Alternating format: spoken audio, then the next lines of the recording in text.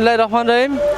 বাংলাদেশ আনসার ও গ্রাম প্রতিরক্ষা বাহিনী থেকে বাংলাদেশ ছাত্র সমাজকে জানাই অসংখ্য ধন্যবাদ এবং শুভেচ্ছা।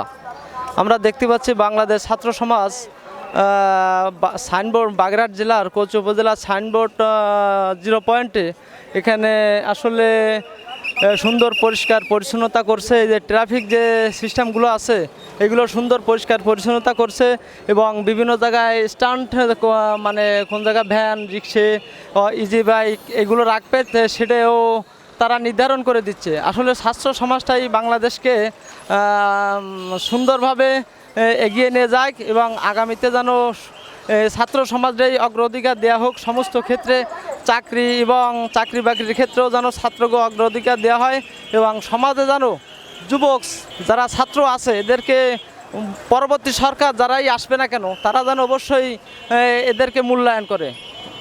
ধন্যবাদ।